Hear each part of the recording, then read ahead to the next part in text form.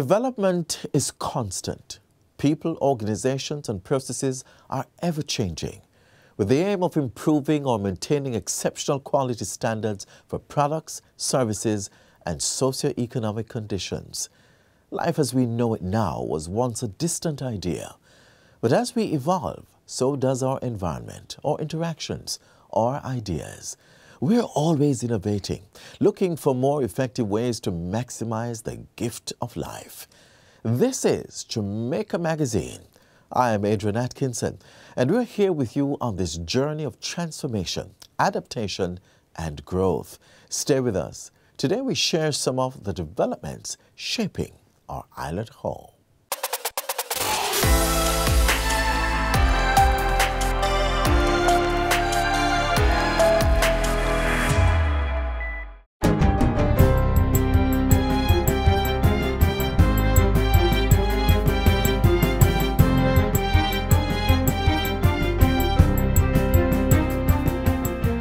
Good day, I'm Theodore Henry, and this is your JIS News for Tuesday, August 23, 2022.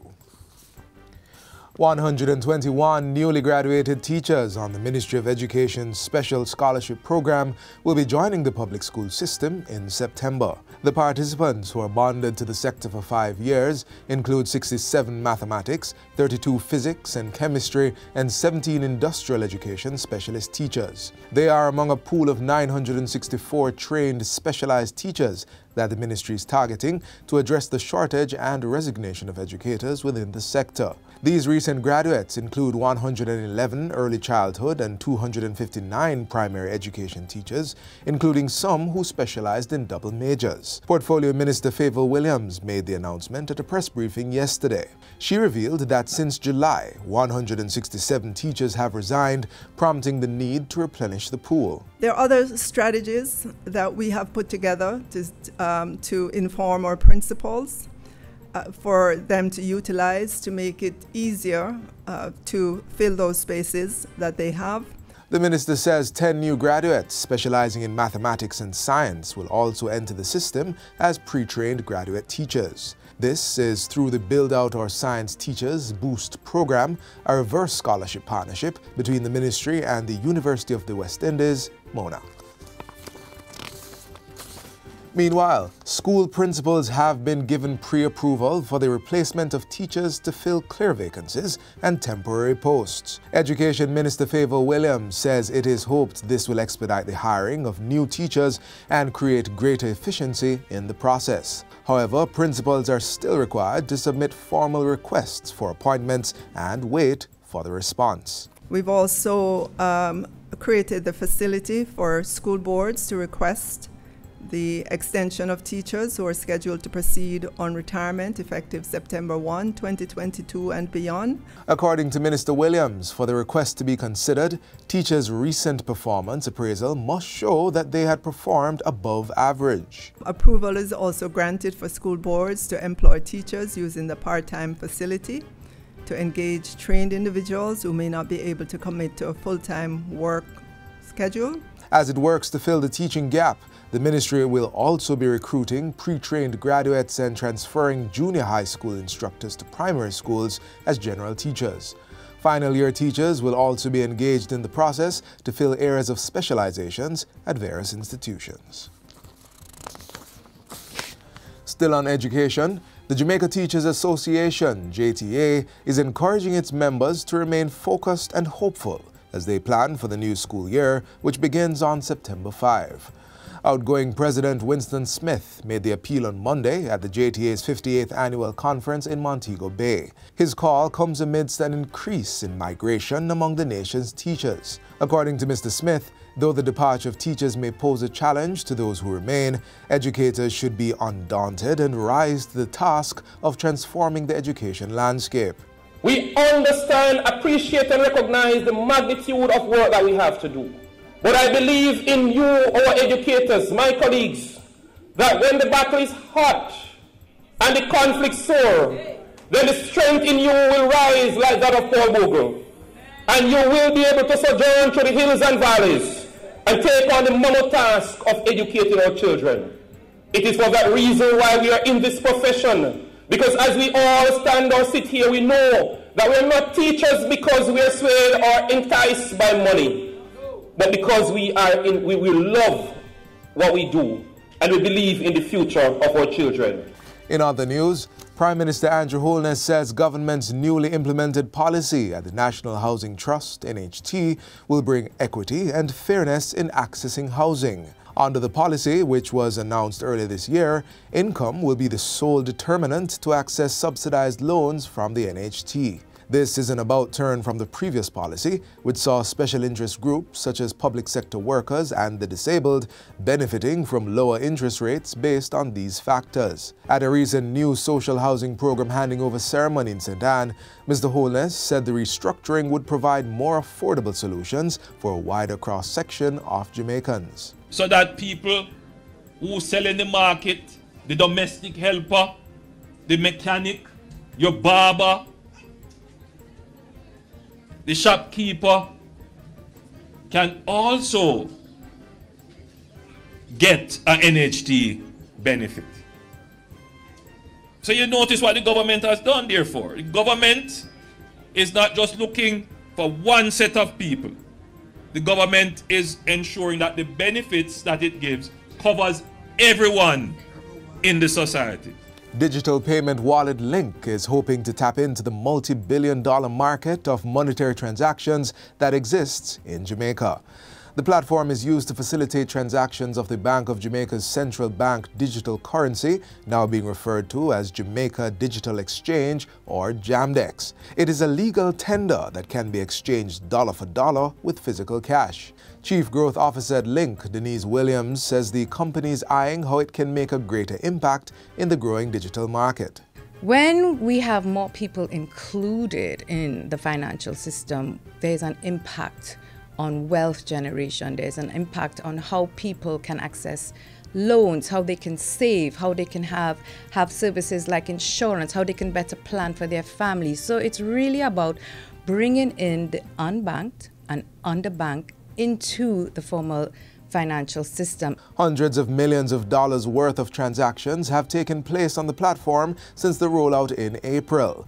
These include money transfers, bill payments, and making mobile top-ups. Link is currently the only approved wallet provider of JAMDEX. And finally, the Tourism Enhancement Fund, TEF, has invested approximately $6.9 million in this year's International Coastal Cleanup Day initiative. Executive Director Kerry Wallace says the initiative, which is spearheaded locally by the Jamaica Environment Trust, JET, is to improve the island's tourism product and combat long-term pollution. Approximately 150 sites across the island are being targeted this year, including 5 underwater areas. The event is being hosted under the theme No Dirty Up Jamaica and will begin at 7:30 a.m. on September 17 with the Palisadoes go-kart track serving as the event's main location. Each volunteer group must have a minimum of 5 people and a maximum of 60, and participants are being encouraged to follow the COVID-19 protocols. And that's it for JIS News Today. I'm Theodore Henry. Thanks for watching.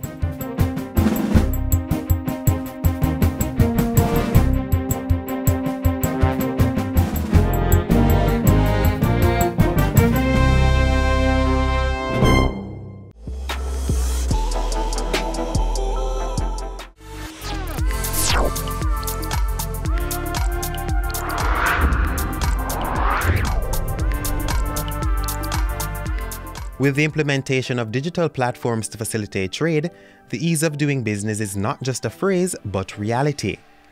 Through the ratification of the Trade Facilitation Agreement, the Government of Jamaica has put systems in place to improve cross-border trade. This is definitely a step in the right direction. The following services are available through J-Swift. These include motor vehicle dealership license, heavy-duty equipment import permit, as well as for hydrogen and rare gases. Traders will also be able to access import permits for refined sugar and milk powder, motor vehicle and motorcycle, as well as for chassis and clips. For persons importing plant and plant-based products, such permit is available through J-Swift. Right now with the new J-Swift platform, it's a preferred method. Using this platform, the Jamaica Customs Agency, the Trade Board Limited, and other border regulatory agencies across Jamaica are able to process documents submitted online by traders in a timely manner. That also includes Certificate of Origin. So currently, the respective parties are able to go online and do a self-registration, providing their details, and that to do with the company to which are being associated. And thereafter, they will have access to a suite of online applications. So whether it is for applying for a permit, applying for a license, or in this case, a certificate of origin, which is involved in exports. After registering and receiving your user login from the JSwift platform, the trader is now able to make an application. The system also allows for the attachment of supporting documents. For example, if you're doing a motor vehicle import application, you'll be required to submit the pre-shipment inspection, the invoice, and of course the other documents, for example, the certificate of registration or title. There are others which will just require simply a commercial invoice, and there are others which will require more details by way of the data that is being submitted on the application form. The most recent service offered on the JSwift platform by the Trade Board Limited is that of the Certificate of Origin. The trader will enter the exporter and co-signee details on the general information page of the application. The trader will then complete the special segment, which includes the country of destination, producer or manufacturer details, transport details, followed by the item details page, which will allow the trader to enter each item and commercial description along with the country of origin, the origin criterion, and invoice details. The related invoice must then be uploaded as a supporting document, after which the trader will submit the application and proceed to make payment using the online payment service. The application will thereafter be assigned in real time to an officer for processing. The approved Certificate of Origin with the electronic signature, stamp, and reference number will be available for download once the application has been approved. The trader will also benefit from a system-generated CARICOM invoice with details of the approved products from the Certificate of Origin. If the application consists of clothing and textile, the system will also generate a Certificate of Jamaican Origin, JN2 or JN3, with the relevant details. There are a list of criteria that we check for based on whenever the clients submit their documents to us. So we check to ensure that both invoice and certificates, the consignee and the the company that is exporting the product is indeed correct. We also check to ensure that no clients will be exporting another client's product, because that can be a breach on our part. Each certifying officer will check to ensure that all products are deemed certified for export for duty-free treatment. Once that is done, we approve the document, and those documents are then sent back to the client via their dashboard, where they are able to print it, and they are also able to upload the same document to the Asikuda system. Another benefit to using the JSwift platform is making payments. That can also be done on the system, eliminating the need to go to multiple places for this transaction. After the payment is done, you will get a verification from the JSwift platform saying the permit has been paid for and is being processed. So in a day or two, you'd get an email that permit has been approved. So in fact, it doesn't take very long to do the payment. Once the payment has been made and verified, the Trade Board will assign an assessor to work on that application. Before you are able to submit your Certificate of Origin on the JSwift system, there's a key element. You would have to complete your product analysis form so that we can tell you if your product qualifies for duty-free treatment. If it does qualify, we will submit a letter to you informing you. But if it does not qualify, we will still submit a letter to you, but we will guide you and provide you with the necessary information to tell you why. To help stakeholders maneuver the JSwift platform, the Jamaica Customs Agency is carrying out ongoing training sessions. Along with the training sessions, so what we have done is to prepackage the material. So we do have our YouTube channel that is Learning J-Swift, which has quite a bit of the videos, which would guide persons as to use the service. We also have our e-learning platform, that's learning.jswift.gov.jm, where persons can go and register for the online learning platform and of course enroll and go through the training material at their own pace and at their time and convenience. With J-Swift coming online with certificate of origin, the EUR, I am sure that trade will be speeded up. So far for us it has been very efficient. It's less time taken up to having to stamp so many documents because it's now digital. And with all of that, we're able to focus on additional duties that we have that is needed to be completed at the trade board. The online services certainly is a step in the right direction. We do understand the constraints of the pandemic and the need for us to provide services that are far more convenient to our citizens or traders. Jamaica Single Window for Trade, J-Swift, enabling faster processing and release of commodities, transparency, trader compliance, reduced cost associated with trade regulatory requirements, while fostering best practice and improving trade standards.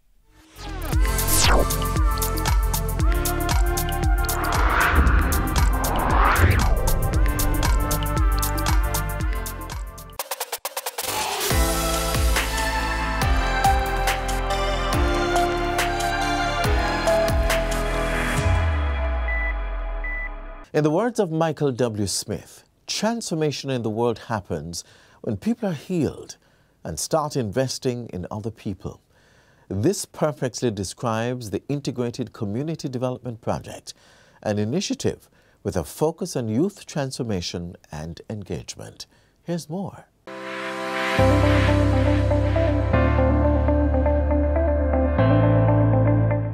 The Integrated Community Development Project, ICDP, implemented by the Jamaica Social Investment Fund, JSIF, has transformed the lives of residents living in 18 economically vulnerable and socially volatile inner-city communities. The project really had set out to target the restructuring and urban renewal of the communities. We use a methodology called crime prevention through environmental design.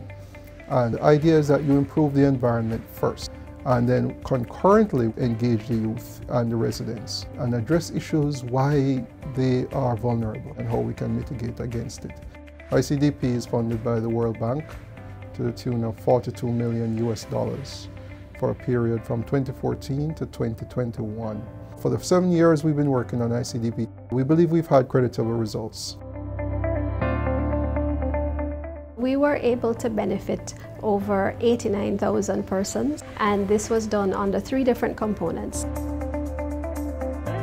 The first looked at access to infrastructure and basic services, and the others looked at services as well as livelihoods and capacity building for our ministries, departments and agencies, as well as community groups. The integrated infrastructure projects included road rehabilitation, water supply, drainage, sewage sanitation, and zinc fence substitution. We would have completed a cumulative total of 47 kilometers of road. It will include approximately 47 kilometers also of surface drainage. We would have supplied access to water to over 12,000 households and sanitary sewage to in excess of 1,300 households. And with regard to zinc fencing, over 3,000 households would have been serviced, which is equivalent to 6,000 to 7,000 kilometers of zinc fencing. Well, since JSIF coming, it's only improvement. Everybody I take taxi to come in them yard, the people, the product for go to market, people who for go to school, even generally persons who going out now, they call taxi as they come for me at my gate. Operation Certification was a partnership between the Registrar General Department and the Jamaica Social Investment Fund to provide 6,000 birth certificates to the beneficiaries in the 18 ICDP communities. So it was very important for us to ensure that all Jamaicans are accounted for and all Jamaicans are able to access different sort of services. the ICDP has pumped more than $300 million into the Alternative Livelihood Skills Program. It's designed to actually move young persons from challenged spaces, from the corners, quickly into an income earning position, whether it's through job placement or entrepreneurship as a result of a skill that they would have acquired. The program targets young persons 18 to 25. We were able to attract companies like CAC 2000 in air conditioning, where these young persons were trained as GTAC technician, which is a global certification. We attracted entities like Main Event in terms of event management, and the trainers were very elite trainers. We work with entities such as Pre-UE, where they were trained in a number of areas. We provide the NWC as a support, a cadre of skilled young persons, both men and women, that were trained as water warden. We had one training component called the Blue Economy, where they were trained as lifeguard and scuba diver.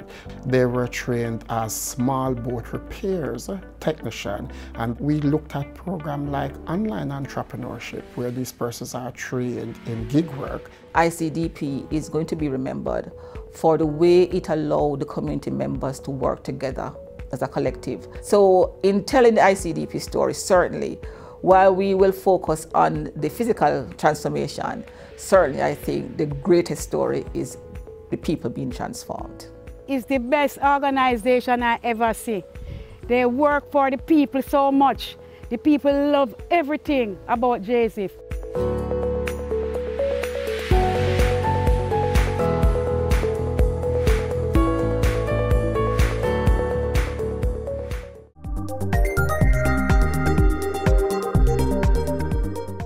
A healthy economy is dependent on a functioning and capable public sector.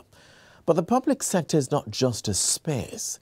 It is the human resources that make it operable, and people like Dunstan Bryan who fuel the operation.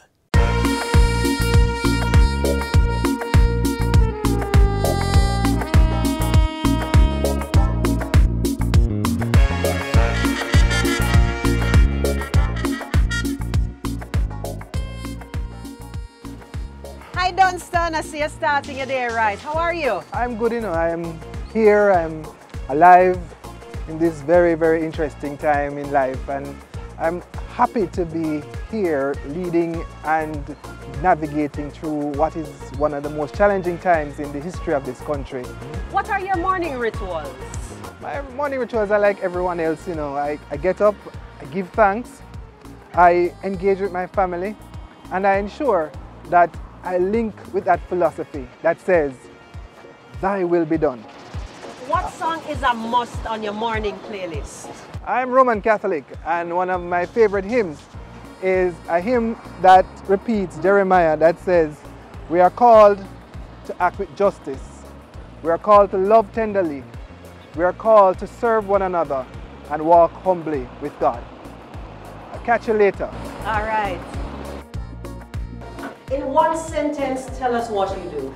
I am the accounting officer for the Ministry of Health and Wellness. What was the most difficult decision for you this week? Boy, the most difficult decision for me this week was the decision that I had to make to reduce staff complement, because after COVID, some persons who were employed for the COVID engagement, we had to terminate their contracts. And it was sad to see a lot of them go because they were so important to the overall implementation of the COVID campaign. Do you feel that you inspired or motivated anyone last week? Yes, I believe I have inspired my team. Morning, everyone. Morning. Morning. And I believe that the other colleagues that I engage with in terms of the regional directors, the regional technical directors, we had very robust meetings over the last couple of days around the budget, and we are inspired to work. Has anyone or anything made you feel inspired lately? Yes, I am inspired by the team of persons that I work with here. My special assistant, who gives me all the support that I need. my policy analysts that are assigned to my office. They are such an important part of the work that we do here in the executive office. What's your proudest career moment to date? My proudest career moment is working at the PATH program, where every decision that I made during my tenure there impacted the lives of so many people. If it were just improving the payment access or increasing the number of persons that got the benefit, or it could be the opportunities that we gave to young people to change their lives through active labor market interventions. Those were very, very proud moments in my life as we impacted and transformed so many lives, especially when we talk about the persons who come from PATH households and receive so many accolades in terms of their academic achievement. What would you like your legacy to be in the public sector? My legacy will be a change agent, and I want to be a person who sets the foundation for the reform that is so well needed in the public sector. I know that I myself will not be able to achieve all of the changes, but to set the foundation so that the baton can be passed to the next set of leaders coming into the public sector, and they can take it and transform this bureaucracy into a system that provides a lot of support for the people of this country. Where's the most interesting place your work has taken you? Ethiopia. I remember working with the Jamaica Social Investment Fund, and under that project we went to Ethiopia to experience what community intervention and enablement looks like. And that was a very powerful experience to see that country move through some of the most challenging times of its history and come on the other side of history looking far more robust and far more sustained and resilient. What are you working on that you are excited about? There's a lot of things that I'm working on that I'm very excited about. One of the major things that I'm excited about right now is the intervention to improve and expand our cancer treatment program in Jamaica by ensuring that in terms of radiotherapy, chemotherapy, and other services relating to cancer, we can provide support to people who get this devastating diagnosis, and we can provide the help for a very catastrophic financial hit that families get and enable them to live fruitful and beneficial lives even after coming out of this traumatic experience.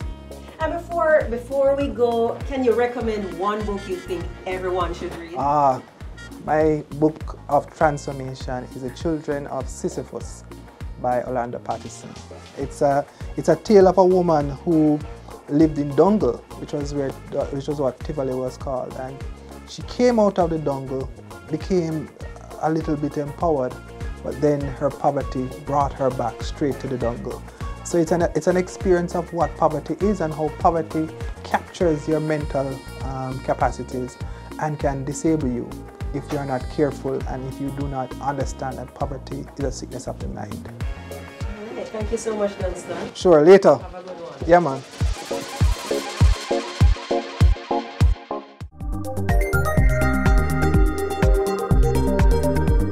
Yesterday's idea is today's change. Today's idea is tomorrow's change. Write yourself into the equation by reading and researching, so you too can be equipped to action, navigate and contribute to the wealth of newness that await us in futures not far from now. I can tell you this much: Jamaica Magazine will be there with you. We're also a major resource for the past.